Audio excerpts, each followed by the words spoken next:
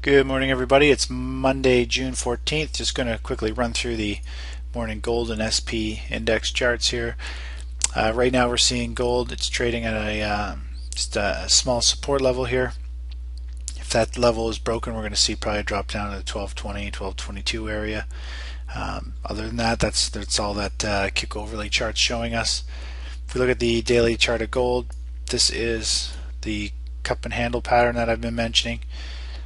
If we quickly draw some lines on here, we've got key support level, we've got the overhead resistance, pretty much draw a line through the middle, and we see what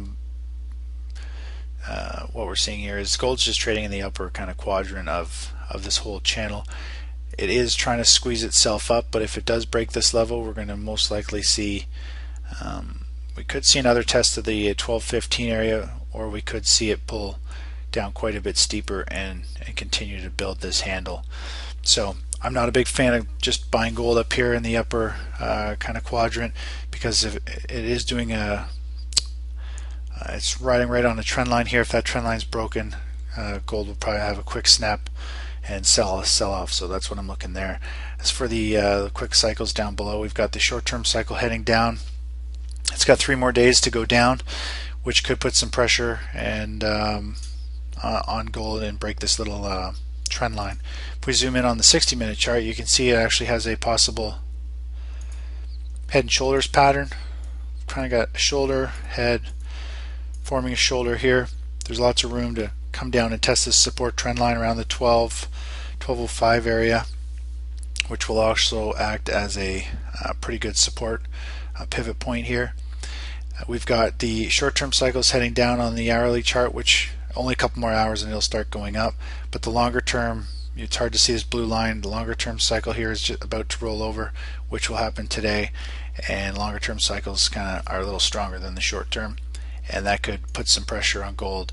And of course, if we see this neckline here broken, gold could drop pretty quick down to the 1210, which will be a pretty major support level. And then if it goes any lower, it'll go to around the 1200, test that kind of whole number. So that's what I see happening with gold. Anybody who's long gold right now, I'd be moving your stop up with, you could put it below the shoulder. You could try and choke it out and put it right up here at the trend line, so that or you could take some money off the table right now. But you got to be cautious, because there is a good chance that gold could have a sharp move down. It all depends on what happens with stocks today, because if we see a nice rally in stocks, we could actually see gold move down while money piles into equities. But if we see a huge sell-off today, then we're going to see gold probably jump as a safe haven. So it's a tough call, and one of the reasons why we're not involved at the moment. As for the NYSE, for the SP 500, right now we are trading at a pretty critical level here. We've got this resistance level. We're going to see the SP. Let me pull up the proper chart here.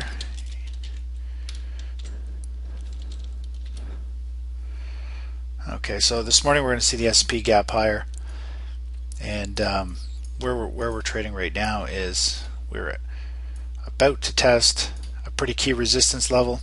The market is overbought in my opinion right here, and on Friday we went short. I was expecting to see a sell-off happen, and we did get a quick drop in the morning with the retail news, but then we saw a strong volume rally. I saw the market internals kind of shift, and they were neutral, and I wanted to get us out because I had a feeling that we were going to see a strong run up into the close.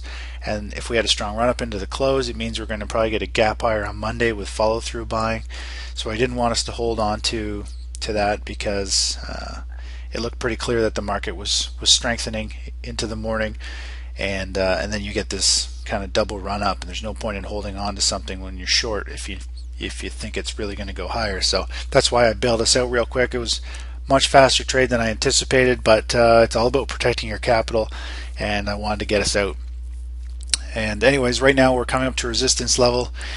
In short, the market is either going to have a sharp sell-off, probably anywhere from 2 to 4%, or we're going to see a nice pop, and then eventually we're going to see a pull back down into this, somewhere down into this level here, and then we'll see a nice rally higher. So it's really trading at a key pivot point here. There was lots of buying on Friday, like nice solid volume moving up. Somebody was accumulating a lot a lot of equity, and this is why I don't really want to take advantage. We might play a short today if we see prices roll over on heavy volume. We might jump on the short side and ride it down.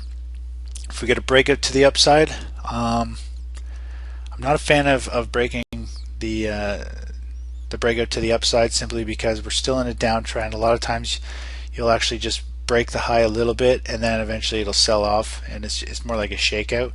So we're in a downtrend and I don't like playing breakout to the upside just because of for that reason. So I'd rather wait for a small pullback and we see it on lighter volume into a support level, and then we catch a major move up.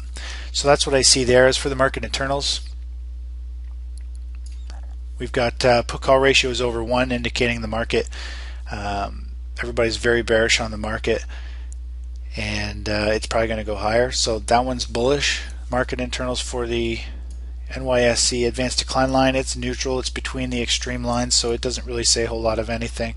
It's trending up though, so we could see stocks continue higher. The NYSE trend, it's trading nothing special, doesn't have extreme buying, doesn't have any of this extreme selling. It's right in the middle of the range, so it doesn't help us at all today. The VIX, it looks like it wants to break down here. If it drops, we're going to see the market rally pretty good, and it'll break out above the 1110 mark on the SP 500 and start most likely the new up leg. And so that's what I see there. I don't really see anything tradable. We're at a key pivot point. Everything is trading at either support or resistance, and they're all going to break.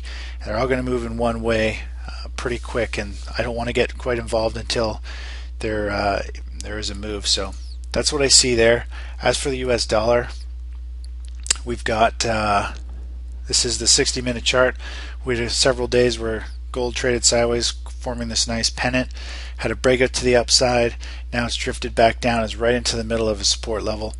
If we see the US dollar rally, we're going to see pressure on the equities, we're going to see pressure on oil, and that's most likely going to force the market down and start another landslide of selling.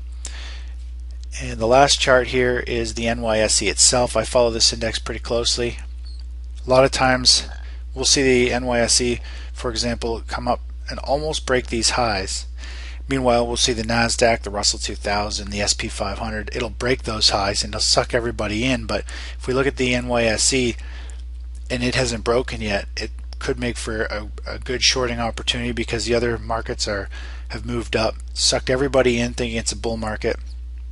And then we'll see a big sell-off. So if this doesn't break out and the rest of the market does, it could just be a shakeout. It could just pop above, and then we'll see selling come in. And this is one chart I watch pretty closely. Similar to what we see over here, you get this move up, and there was it's not a perfect example, but you kind of get this push. It makes a higher high here, higher high here. People think it's going to extend and rally. Instead, it just rolls over and dies. So that's kind of what I'm looking at. Could happen. Other than that, that's about it for the market this morning. Let me just so that's about it, and I'll talk to you guys in the chat room.